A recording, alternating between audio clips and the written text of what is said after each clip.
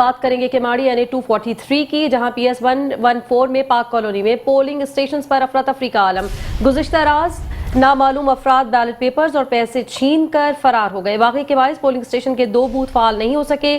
Presiding افسر کی واقعے کی تصدیق۔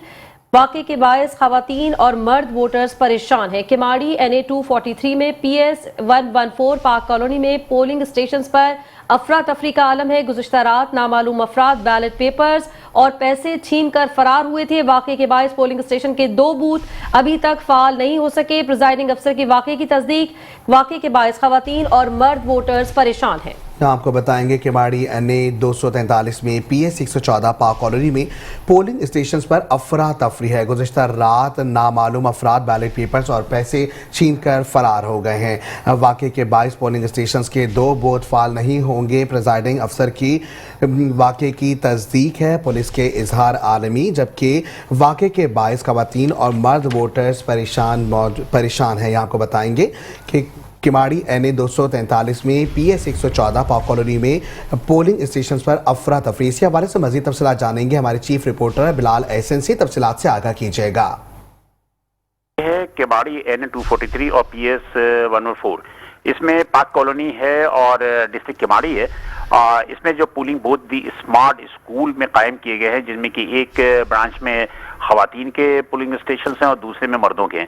دونوں کی صورتحال جو ہے وہ بہت زیادہ جو ہے وہ پریشان کن ہے کہ وہاں پر ووٹرز جو ہیں وہ دربدر پھر رہے ہیں۔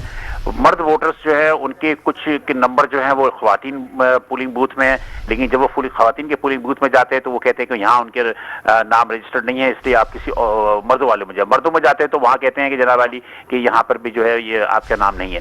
بہرحال اس کے علاوہ یہ ہے کہ یہاں پر جو ایک کنٹروورسی پیدا ہوئی ہے کہ گزشتہ رات اسی دی اسمارٹ اسکول سے ہی اسسٹنٹ پریزائڈنگ آفیسرز تھیں، ان سے کوئی نامعلوم افراد جو تھے رات کو آنے کے بعد انہوں نے بیلٹ پیپرز اور پیسے وغیرہ جو ہے ان سے چھین کے فرار ہو گئے ہیں، اور فرار ہونے کے بعد جو ہے وہ ابھی تک اس معاملے پہ جو ہے کوئی تحقیق نہیں ہو رہی ہے۔ ہم نے DSP کیماڑی سے بھی اور دیگر پولیس کے جو ذمہ داران سے ان سے بھی ہم نے جب بات کی تو انہوں نے کہا کہ ہمارے علم میں ایسی کوئی بات نہیں ہے اور نہ ابھی تک اس کی کوئی FIR کٹی ہے، جس پہ کہ وہاں کے پارٹیز کے جو پولنگ ایجنٹس تھے انہوں نے احتجاج بھی کیا کہ جس کی وجہ سے خواتین کے پولنگ بوتھ میں 4 پولنگ بوتھ بنائے گئے تھے، جس میں 2 فعال ہیں اور 2 غیر فعال ہیں، اس لیے کہ بیلٹ پیپر وہاں موجود نہیں ہیں۔